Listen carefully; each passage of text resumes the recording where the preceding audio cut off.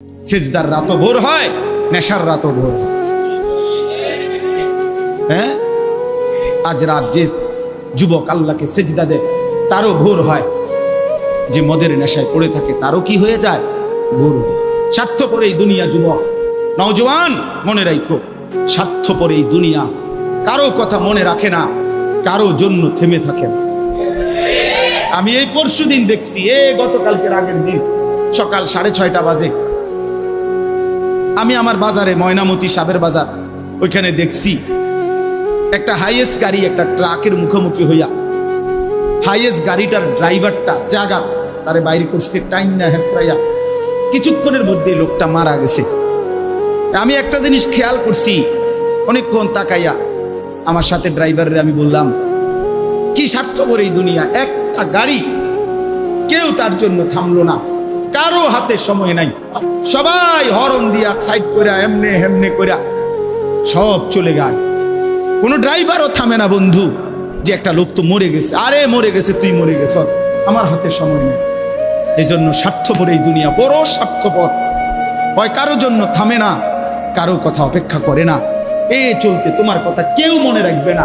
তুমি যদি নষ্ট হয়ে যাও, তুমি যদি কবরে আযাব হয়, তোমার যদি জাহান্নামের আগুন তোমারে পুড়তে হয়, আল্লাহর কসম বন্ধু, তোমার পতন তুমি করে দিলা, নিজেরে নষ্ট তুমি করে দিলা, শেষ পর্যন্ত দেখবা কেউ তোমার কথা মনে রাখবে না। এই পৃথিবী ধোঁকা, ধোঁকা। চলো এই জন্য আল্লাহর দিকে ফিরে আসি।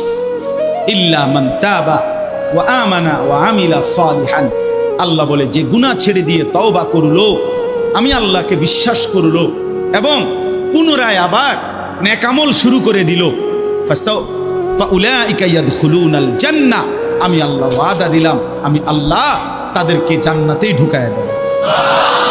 ওয়ালা ইউজলামুনা শাইআ, কোনো জুলুম করা হবে না এক বিন্দু, অর্থাৎ পেছনের গুনার জন্য আমি লজ্জা দেব না, বরং তওবা করার কারণে, ফিরে আসার কারণে, নতুন করে আবার নামাজ সেজদা বন্দিগি পাক পবিত্র জীবন চলার কারণে এখন থেকে নিয়ে বাকি জিন্দেগির আমলের বরকতে জান্নাত দিয়ে দেব।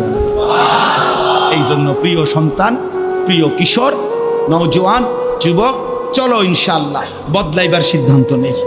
সবাই এই পরিমাণ শাহওয়াত, এই পরিমাণ অবৈধ কামনা বাসনা, নারী ছবি অশ্লীলতা বেহায়াপনাতে মাতাল হয়ে গেছে বন্ধু, চারিদিকে, সমাজের চারিদিকে। হজ্জের সফরে ছিলাম, যে কয়দিন যায় খোঁজ খবর নিছি, দেশের খবর একটাই, হত্যা, খুন, ধর্ষণ, নারী নির্যাতন।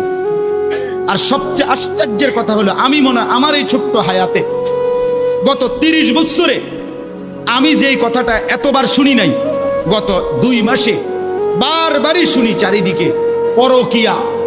এটা এই পরিমাণ সমাজে বেড়ে গেছে, অসভ্যতা, যে স্বামী থাকতো নারী অন্য পুরুষের প্রতি আসক্ত, স্ত্রী থাকতো ওই জানোয়ার অন্য নারীতে আসক্ত, এটা খুব বেশি পরিমাণ বেড়ে যাচ্ছে, যার কারণে আপনজনকে হত্যা করতে পর্যন্ত লজ্জিত হচ্ছে না।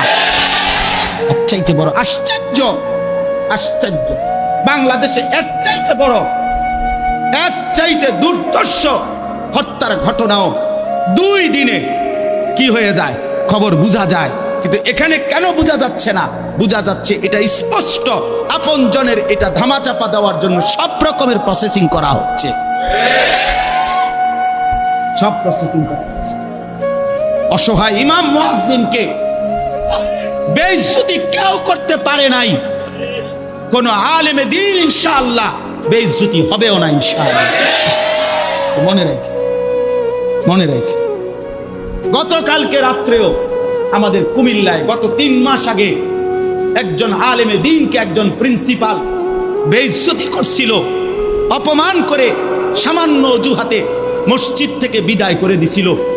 ওই কলেজের ছেলেরা গতকালকে রাত্রে ওই মসজিদের ভিতরে ঢুকাইয়া 9 ঘন্টা আটকাইয়া তারে, তার হাতে ছাত্রদের উপস্থিতিতে তারে পদত্যাগ পত্র দিয়া ঘাট ধরে কলেজ থেকে বের করে দিছে। আল্লাহ তাআলা বেইজ্জতি করে দেখায় দিছে। ছাত্ররা বলছে, স্যার সই দেন, আপনারে 50 টাকা দিব। মানে 50 টাকা, 100 টাকার লোভ সামলাইতে পারেন নাই, নেন। পদত্যাগপত্র সই দেন। এই জন্য দোস্ত, নারীর আসক্তি, জিনা, বেবিচার, পরকীয়া, অসভ্যতা, যুবক ভাই তোমরা বাঁচতে হবে। নওজওয়ান, আল্লাহ যদি হায়াত দেয় তোমরে, আগামী সময়টা তোমরা তো পৃথিবীতে থাকতে হবে। এই সমাজ, এই দেশ তো আলাদা করতে পারতা না, তুমি তো এই জমিন ছেড়ে দিতে পারতা না বন্ধু। সম্পদ যদি হয়, তোমরা সব ছেলে তো একসাথে চাঁদের দেশে যাইতে পারতা না, আরেকখানে যাইতে পারতা না। এই সমাজ নিয়ে বাঁচতে হবে, এই দেশ, এই মাটি, এই এলাকা নিয়ে তো তোমাদেরকে বাঁচতে হবে ভাইয়া। তাহলে এই সমাজ যদি তোমরা এভাবে নষ্ট করে দাও, তোমরা যদি সবাই বেনামাজি হয়ে যাও, নারী, ছবি, মোবাইলের অস্থির দৃশ্য ছাড়া যদি তোমাদের রাত না কাটে, দিন না কাটে, আগামী 20 বছর তোমরা সমাজ, তোমার অঞ্চল, তোমার ঘর পরিবার নিরাপদ থাকবে কেমনে? বাঁচবা কেমনে? চলবা কেমনে? চলবা কেমনে বলো ভাইয়া? 9 বছরের বাচ্চা মেয়ে যদি নিরাপত্তা না পায়, আমার সমাজ কি পরিমাণ অশান্ত হয়ে গেছে। হ্যাঁ, কেমনে বাঁচবা ভাই? তোমারও তো বোন আছে, তোমারও তো ছোট্ট বোন আছে, তোমারও তো ছোট বোন আছে, তোমার বোনেরও তো নিরাপত্তা দরকার। তুমি তো এই সমাজ থেকেই, এই পৃথিবী থেকেই কোনো না কোনো নারীকে বিয়ে করবা, তারও তো চরিত্রের পবিত্রতা দরকার, দরকার না? তো কেমনে মিলবে ভাইয়া? কেমনে মিলবে? সবাই যদি এমন চরিত্রহীন হয়ে যাও, নারী ছাড়া, ছবি ছাড়া, মোবাইল ছাড়া, উলঙ্গ দৃশ্য দেখা ছাড়া তোমাদের রাত কাটে না, দিন কাটে না, আমার সন্তানরা কেমনে আগামীর পৃথিবীতে তোমরা বাঁচবা ভাইয়া বলো? তোমাদের অনেক ছেলের চেহারা দেখলেই তো বোঝা যায় কতদিন হয় নামাজ পড়ে, কতদিন হয় মালিকরে একটা সেজদা দেয়। চুল নিয়ে এত ব্যস্ত হয়ে গেলা কেন? চুলের ফ্যাশনের উপরে এত অস্থির হইলা কেন? কে দেখে তোমার চুল? কীর্ত দেখে? কারে দেখাও এসব চুল? মানুষের আর কাজ নাই, মানুষই বুঝি বইয়া বইয়া তোমার চুল দেখবে। তুমি যে সারাদিন চুল নিয়ে ব্যস্ত, শরীর পূজা, দেহের পূজা এভাবে করছো কেন? সারাক্ষণ বুঝি এই শরীর, এই দেহ, এটা নিয়েই ব্যস্ত হয়ে গেলা।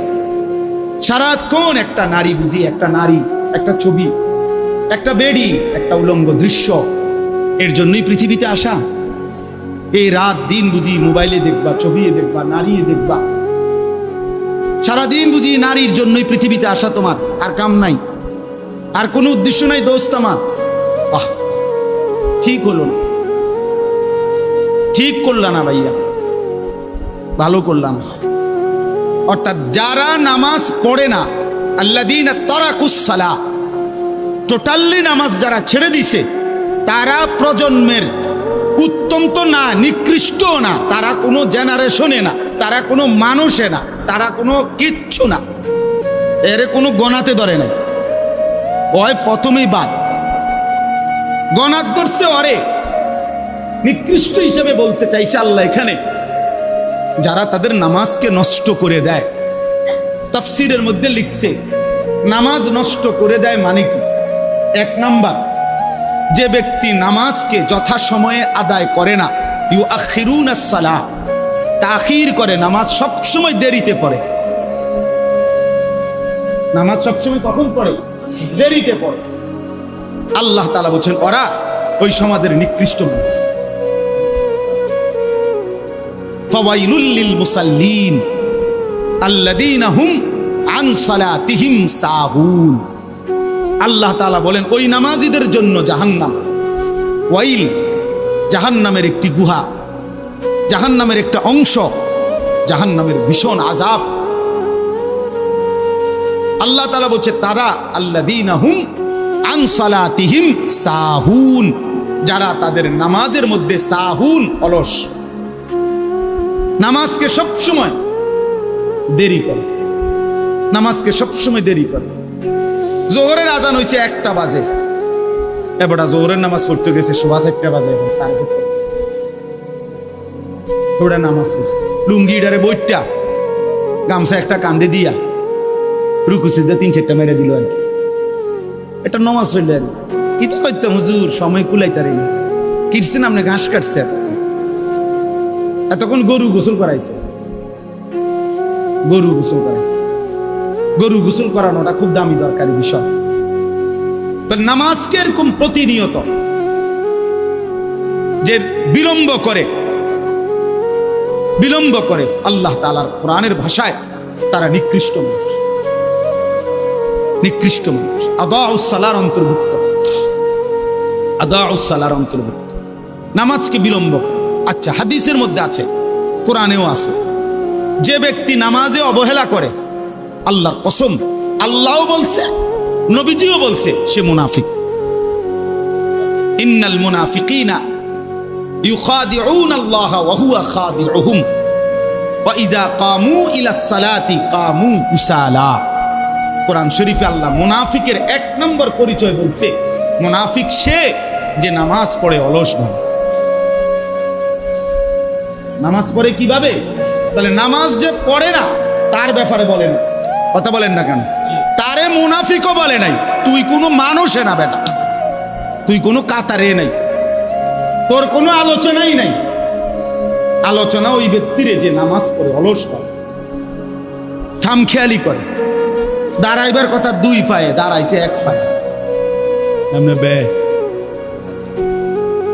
বুঝলেন? অলস নামাজের। রাসূলুল্লাহ সাল্লাল্লাহু আলাইহি সাল্লাম বলছেন, তিলকা সালাতুল মুনাফিক, ওই নামাজ মুনাফিকের নামাজ। ইয়ারকুবু হাত্তা তাগরুবা শামস, আসরের নামাজ না পড়ে যে অপেক্ষা করতেছে, অন্য কাজে ব্যস্তছে, এরই মধ্যে সূর্য ডুবে যাচ্ছে, সূর্য ডুবার কাছাকাছি। হাত্তা কানাত বাইনা কারনাই শাইতান, সূর্য ডুবার সময়ে শয়তান তার দুই শিং সূর্যের পাশে বাড়াইয়া দেয়। আল্লাহ নবী সাল্লাল্লাহু আলাইহি সাল্লাম বলেন, কামা ফানাক্কারা আরবাআন, সূর্য ডুবে যায়, এই সময় ওই আসরের নামাজের জন্য দাঁড়াইয়া 4 রাকাতে যেন 4টা ঠুক্কর মারছে। লা ইয়াযকুরুল্লাহ ইল্লা কালিলা, ঠিক মতো তাসবিহগুলো নামাজের আদায় করে নাই। রাসূল বলছে 3 বার, ওইটা মুনাফিকের নামাজ, মুনাফিকের নামাজ, মুনাফিকের নামাজ,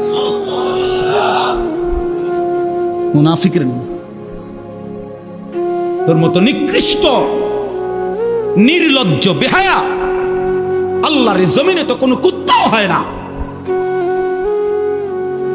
কোন কুত্তাও তো এরকম হইতে পারে না।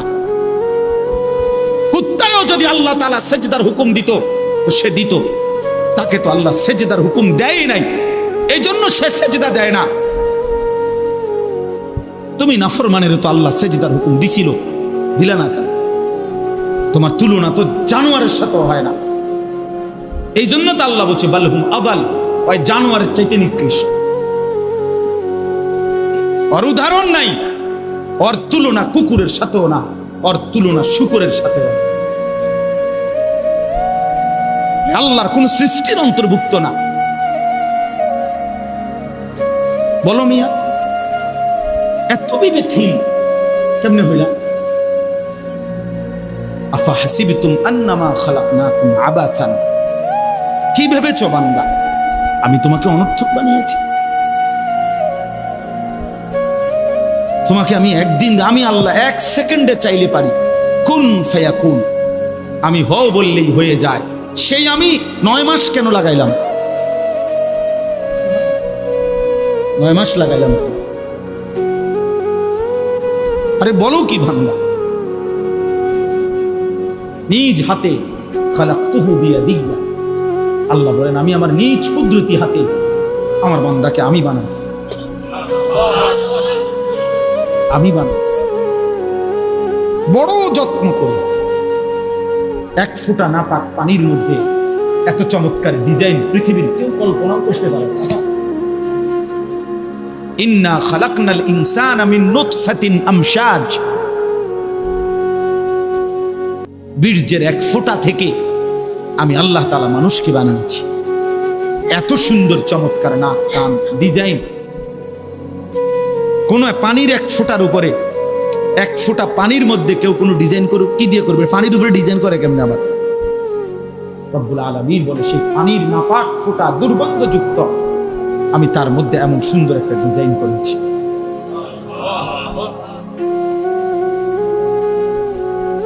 কেমনে ভুলে গেলাম?